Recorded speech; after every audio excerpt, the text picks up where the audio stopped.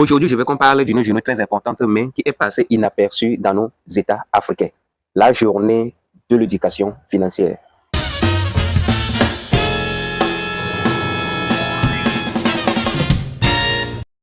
Nous sommes 31 octobre 1924 à Milan, où naquit la journée mondiale de l'épargne.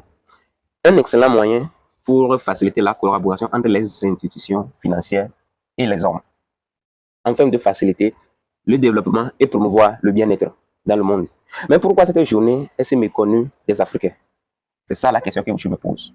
Pourquoi cette journée n'est pas seulement célèbre, n'est pas tellement connue au grand public?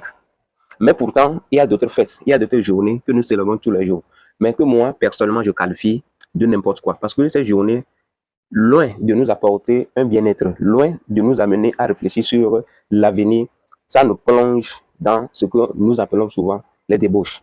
Prenons l'exemple de la journée du 14 février, que tout le monde célèbre, et surtout la jeunesse.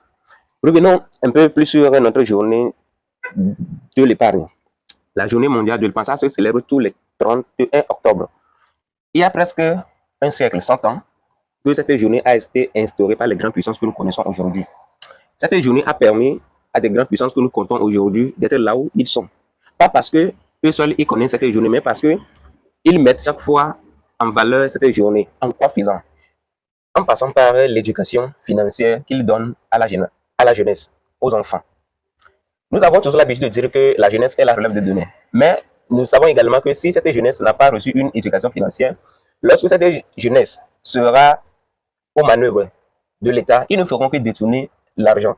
Ils ne feront rien que détourner l'argent parce qu'ils n'ont pas cette éducation financière qui leur permettra de savoir comment gagner de l'argent et devenir riche. Pour eux, être aux affaires de l'État, c'est détourner l'argent. Et en faisant cela, ils croient qu'ils vont devenir milliardaires, vont devenir riches.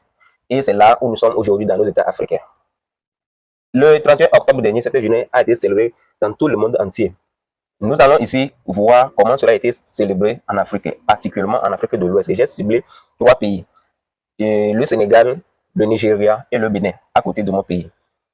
Cette journée, je vais vous dire ce que on a célébré dans ces pays. Prenons par exemple le Bénin, où l'association SIF Group a organisé cette journée avec l'objectif général. Je lis: fournir aux participants des connaissances et outils pour renforcer leurs éducations financières et digitales et promouvoir une culture de l'épargne responsable. Vous voyez le thème. Je tiens aussi à vous dire que la République du Bénin est à sa 7e édition.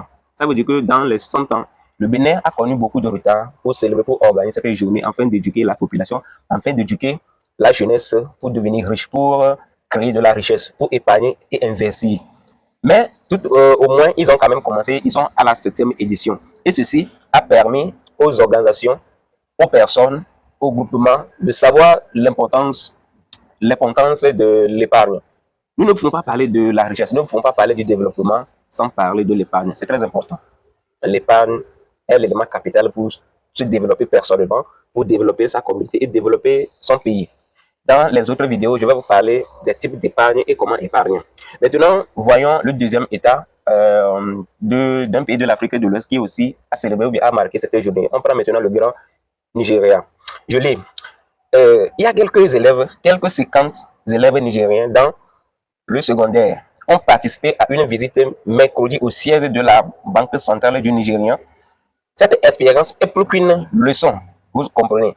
C'est une c'est un investissement dans la génération de demain qui sera financièrement autonome.